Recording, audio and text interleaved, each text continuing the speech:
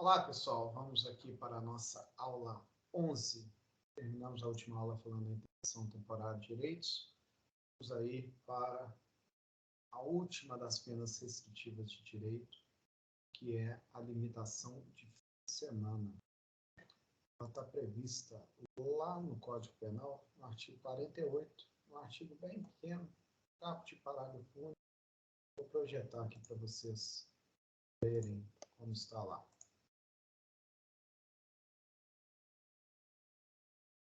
Olha como está. A limitação de fim de semana consiste, artigo 48 aqui, ó, na obrigação de permanecer aos sábados e domingos por 5 horas diárias em casa de albergado ou outro estabelecimento adequado. Muito bem, gente. Conforme previsto aqui no artigo 48, o sujeito ele ficará uma casa de albergado ao longo do fim de semana. Casa de albergado, vocês devem lembrar, é o estabelecimento prisional adequado ao cumprimento da pena em regime aberto. Mas quando a gente estava falando do regime aberto, eu comentei com vocês que praticamente não existe casa de albergado no Brasil.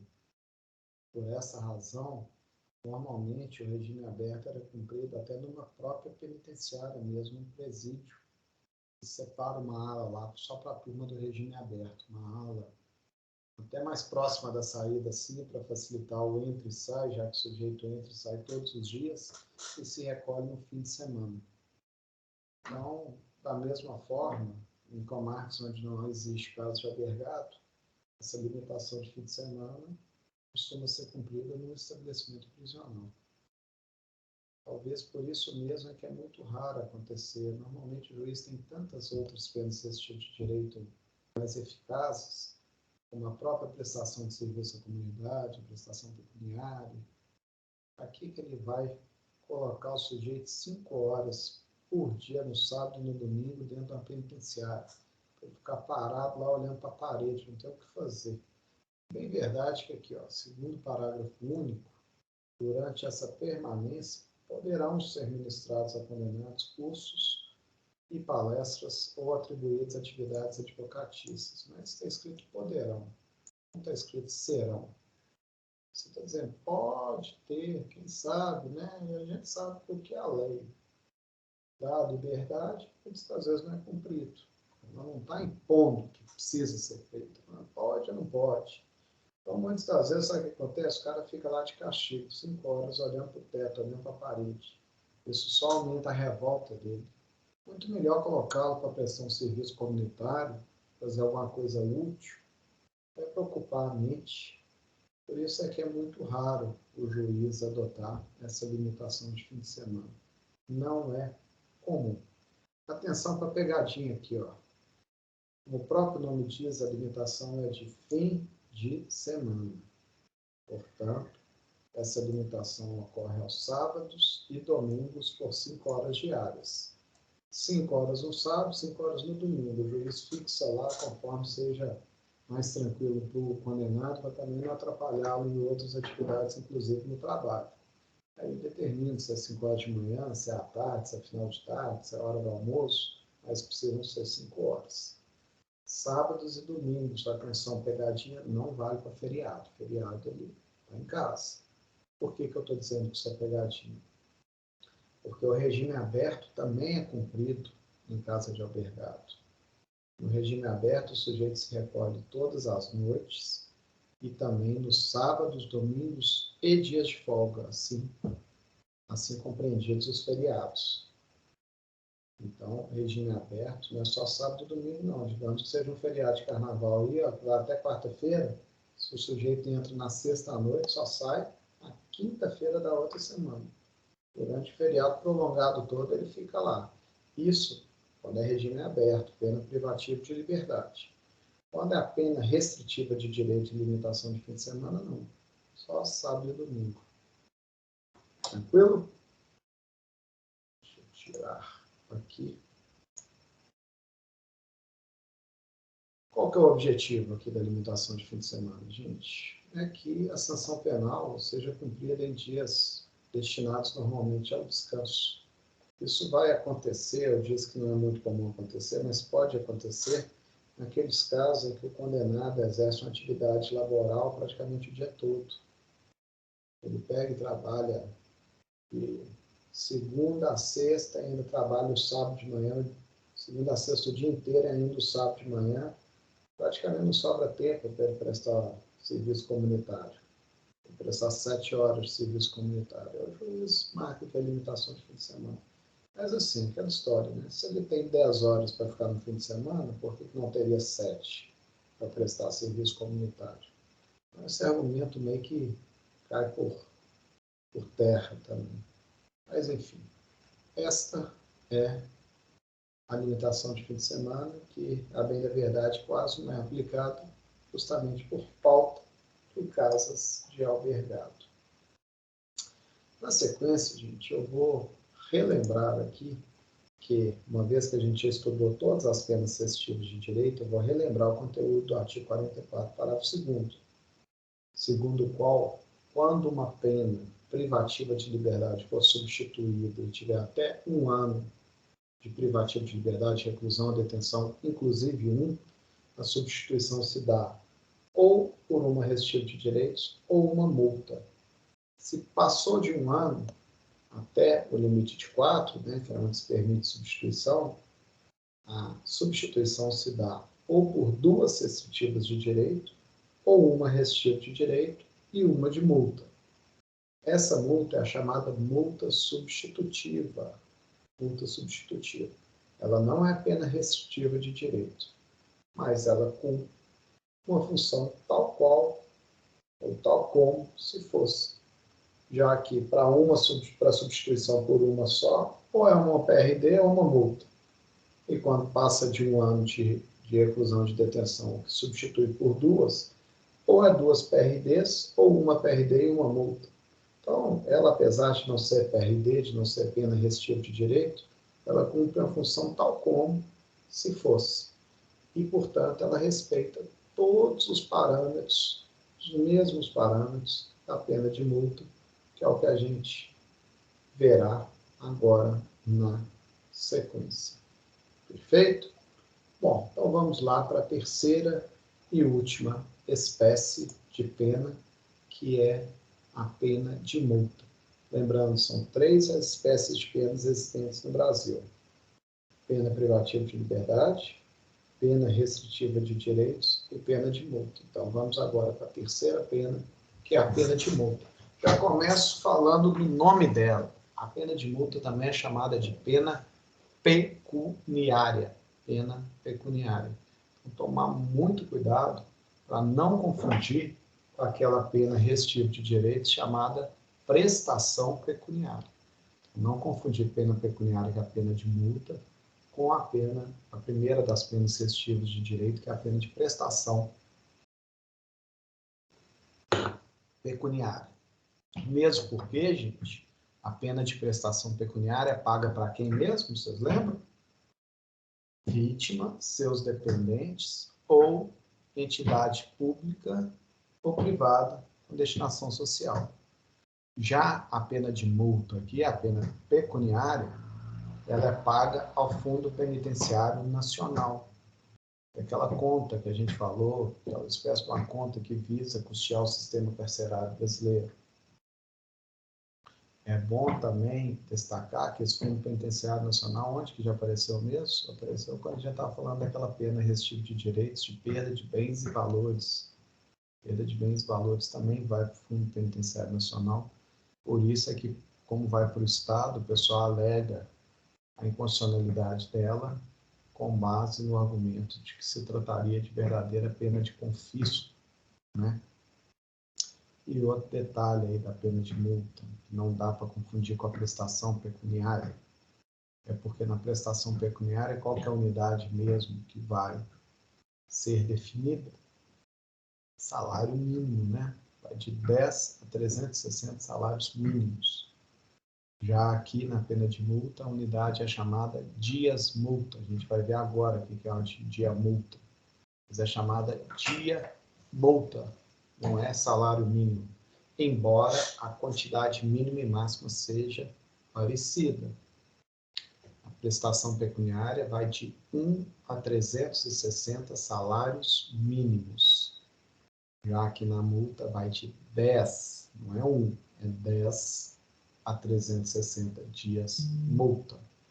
Então, tomar muito cuidado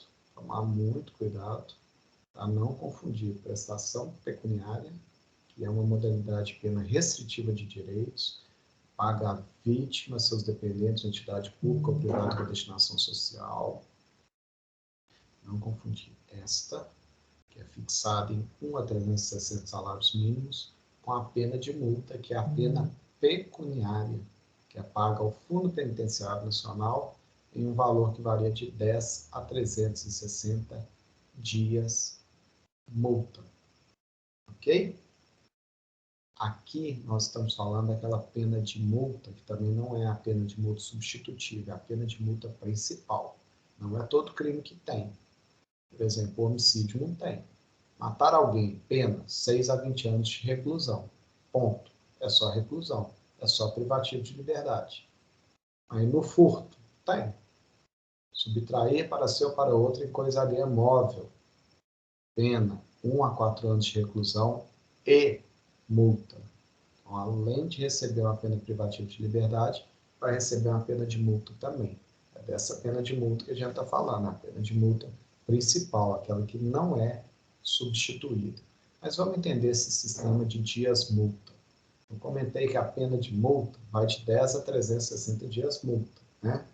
Então, toda vez que a gente vê lá um crime que prevê a pena de multa, tipo esse que a gente falou, acabou de falar aqui, furto, 1 a 4 anos de reclusão e multa. E como o Código Penal determina que o valor da multa vai de 10 a 360 dias multa, é como se a gente estivesse subentendendo que quando o Código Penal fala lá que a pena de furto é de 1 a 4 anos de reclusão e multa, é como se estivesse dizendo lá, subtrair para si ou para outro, em coisa alheia móvel, pena 1 a 4 anos de reclusão e 10 a 360 dias multa. Aí onde que está previsto esse valor de 10 a 360 dias multa? Está previsto lá no artigo 49, caput do Código Penal. Eu vou projetar aqui para vocês poderem visualizar. Olha aqui como está lá no artigo 49. Lá, multa, artigo 49. A pena de multa consiste no pagamento ao Fundo Penitenciário Nacional, da quantia fixada na sentença e calculada em dias multa. Então, a unidade é dias multa. Quanto é o mínimo e o máximo? Será no mínimo de 10 e no máximo de 360 dias multa. Então, quando está lá no tipo penal do roubo, artigo 157, subtrair para si ou para outro e coisa alheia móvel mediante violência ou grave ameaça à pessoa, ou depois de havê-lo de qualquer forma reduzida a incapacidade de resistência. Pena 4 a 10 anos de reclusão e multa. Subentende, portanto, que é 4 a 10 anos de reclusão e 10 a 360 dias multa. E como que fixa esses 10 a 360 dias multa? De forma proporcional à pena privativa de liberdade. A gente vai analisar lá as circunstâncias judiciais do artigo 59. Quanto menos grave o crime, pena no mínimo. Quanto mais grave o crime, pena no máximo. Vale tanto para privativo de liberdade quanto para multa. Exemplo, se as condições são todas favoráveis ao réu e o juiz fixa a pena no mínimo, ele fixa ambas no mínimo. Furto é 1 a 4 anos de reclusão e multa, então o que o juiz vai fixar? Pena no mínimo 1 ano de reclusão e multa no mínimo 10 dias multa. Já se o crime foi gravíssimo, todas as circunstâncias judiciais do 59 são desfavoráveis ao réu, a ponto de ele merecer a pena máxima, qual vai ser a pena máxima? Se é 1 a 4 anos de reclusão, vai ser 4 anos de reclusão e 360 dias multa. Pena corporal no máximo, pena pecuniária no máximo também. E se for metade das circunstâncias favoráveis e metade desfavoráveis. Aí vai ser uma pena intermediária, vai ser aí intermediário de 1 a 4, vai ser 2 anos e meio, 2 anos e 6 meses de reclusão, 2 anos e 6 meses de reclusão, e aí, ó, a pena de multa, 350 de diferença, né, de 10 para 360, dividido por 2, mais 10, então a metade vai ser 185 dias multa. A metade da pena, entre 1 e 4 anos de reclusão, é 2 anos e 6 meses de reclusão.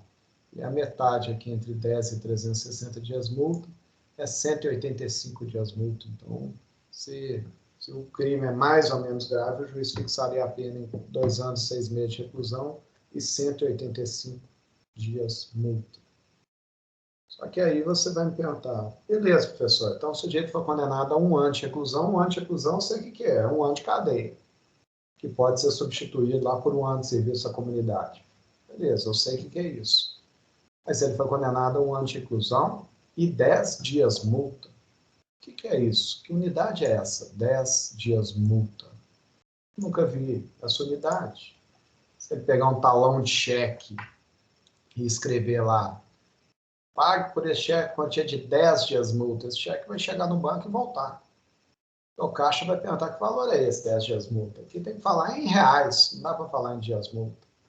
Aí é que tá, ó, na sequência aqui, ó, o legislador explica o que é um dia multa. Um dia multa ele não é um valor fixo, é um dia que vai variar de condenado para condenado. Olha aqui, parágrafo 1º. O valor do dia multa será fixado pelo juiz, não podendo ser inferior a 1/30 do maior salário mínimo mensal vigente ao tempo do fato, nem superior a 5 salários mínimos.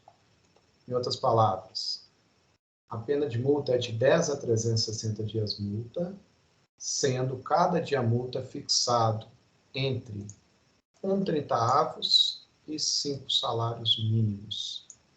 Vamos entender isso aqui, pessoal. Por que chama dia multa? Sabe por que é que tem esse nome? A ideia é punir o indivíduo, condená-lo a pagar X dias multa, sendo cada dia multa correspondente a 1 dia de trabalho dele. Então, se ele está sendo condenado a 10 dias multa, ele está sendo condenado a pagar valor referente a 10 dias de trabalho. Se ele for condenado na pena máxima, que é 360 dias multa, ele está sendo condenado a pagar praticamente 1 ano de trabalho. 360 de 365, né? Praticamente 1 ano de salário para crimes muito graves. Mas percebam, para fixar o número de dias multa, o que se leva em conta é a gravidade do crime, apenas. Crimes pouco graves, pena no mínimo, tanto a privativa de liberdade quanto a de multa, lá em 10 dias multa. Crimes mais graves, pena no máximo, tanto a privativa de liberdade quanto a pena de multa, 360 dias multa. Mas até aí a gente ainda não sabe qual que é o valor da multa que ele terá que pagar. A gente só vai saber mesmo quando o juiz estabelecer o valor do dia multa. E aí, para estabelecer o valor do dia multa, aí a gente não está mais fazendo de forma proporcional à pena corporal, de forma proporcional ao crime, não. Para fixar o valor do dia multa, a gente vai considerar a situação econômica do réu. A gravidade do delito já foi considerada na operação anterior, ao definir o número de dias multa entre 10 e 360, entenderam? Entre 10 e 360 é a gravidade do crime, tanto é que é de forma proporcional à pena privativa de liberdade. Pena no mínimo, privativa de liberdade, pena de multa no mínimo também. No máximo, metade, metade. A gravidade do delito a gente considera para definir o número de dias multa. Mas, para definir o valor do dia multa, réus pobres, penas mínimas. Penas não, dia multa no mínimo. Réus mais ricos, dia multa no máximo.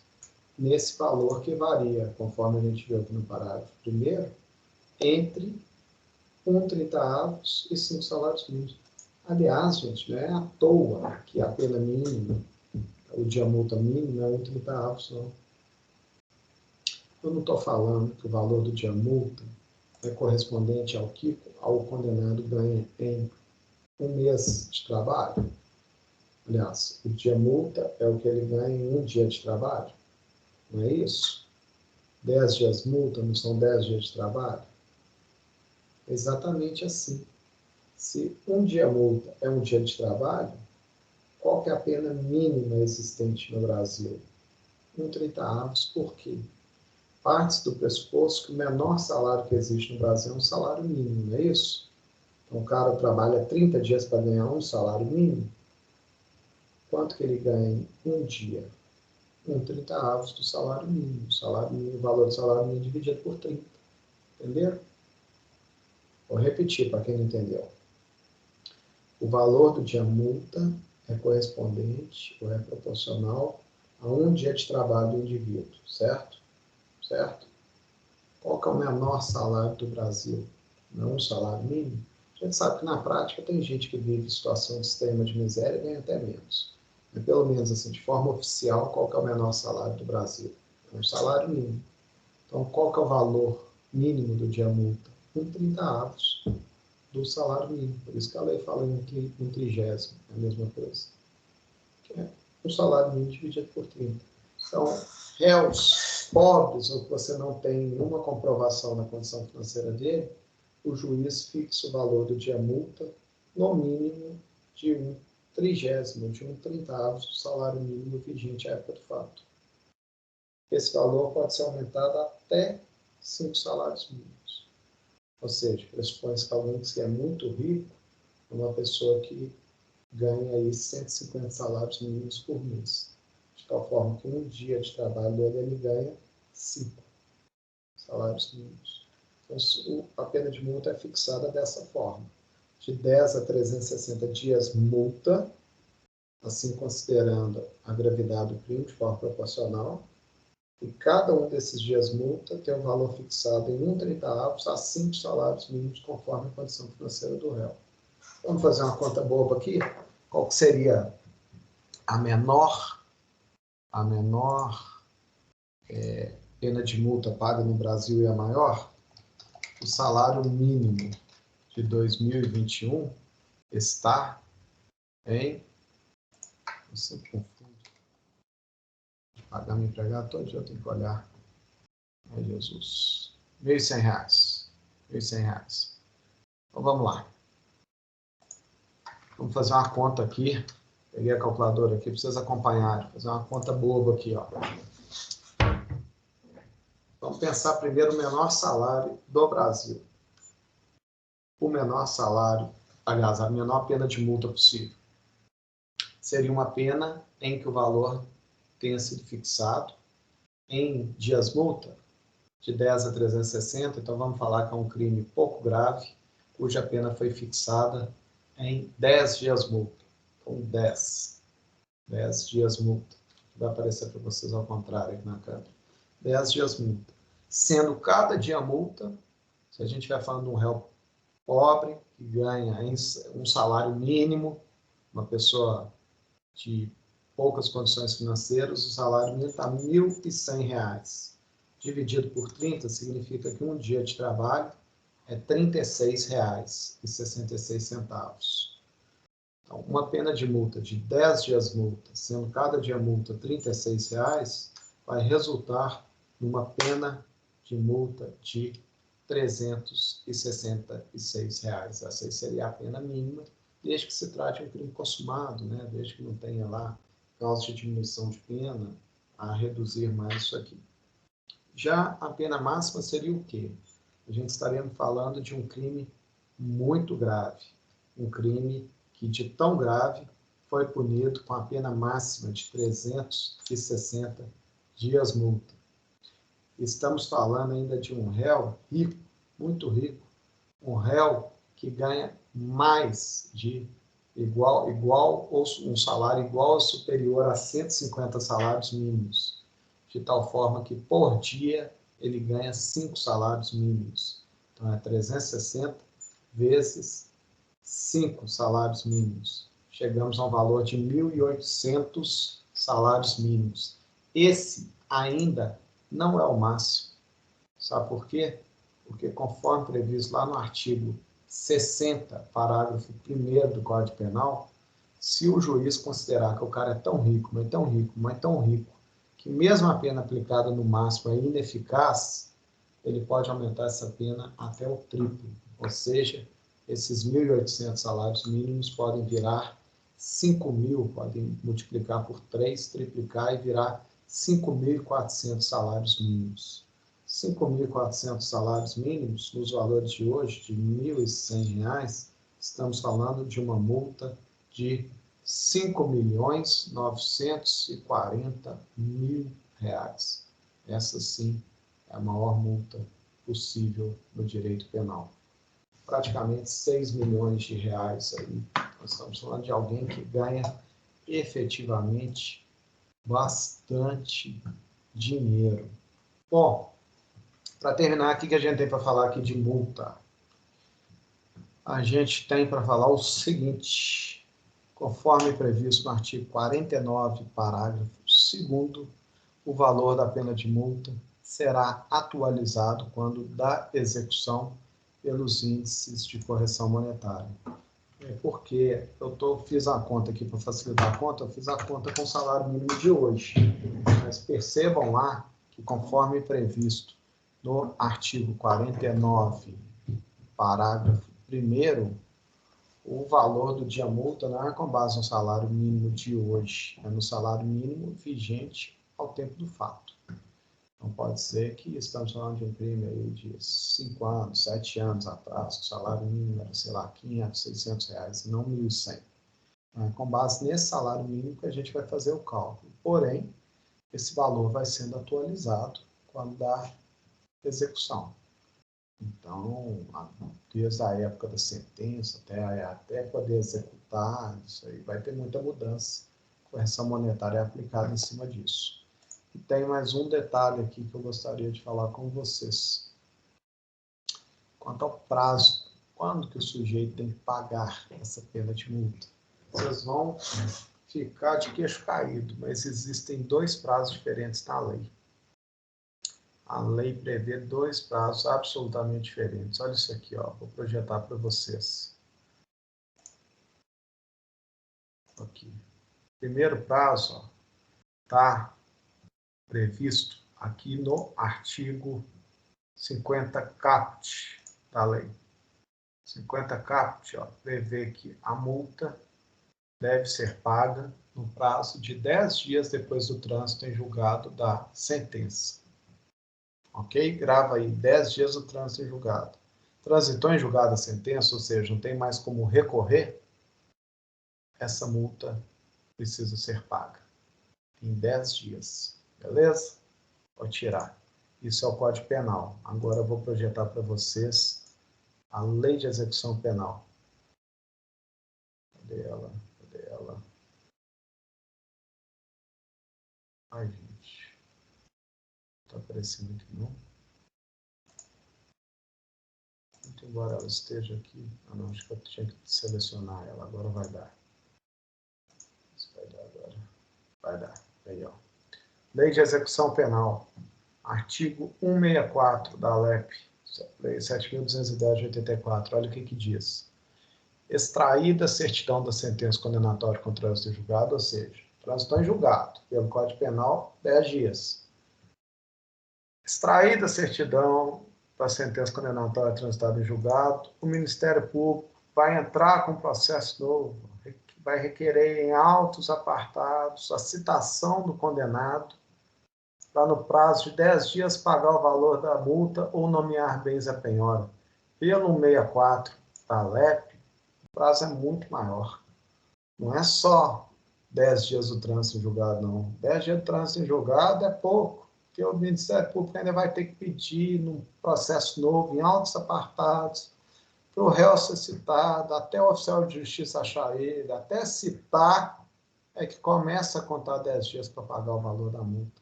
Perceba que é muito, muito, muito, muito posterior esse prazo.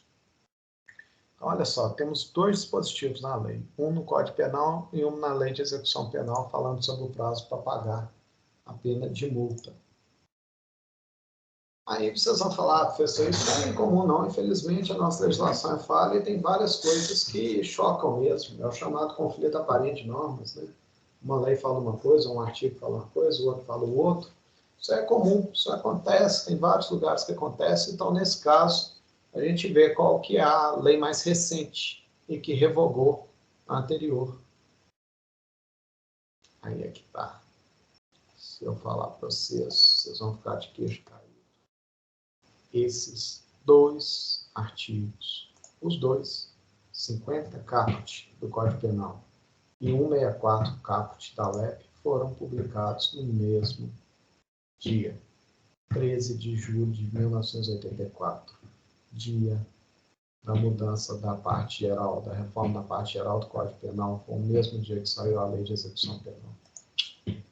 Olha que coisa, os dois artigos completamente diferentes, regendo o mesmo assunto, publicados no mesmo dia. Então, não tem o critério da lei mais recente, da lei posterior, revogando a lei anterior, você acredita? Se não tem esse critério, qual o critério que sobra? O critério mais benéfico ao réu. É o que ele demora mais para começar a pagar a pena de multa. No caso, qual que é? O artigo 64 caput da LEP. Esse aí prevalece por ser mais benéfico ao réu. Beleza? Tranquilo? Terminamos por aqui a aula 11. Nos vemos na próxima aula. Grande abraço. Fiquem com Deus.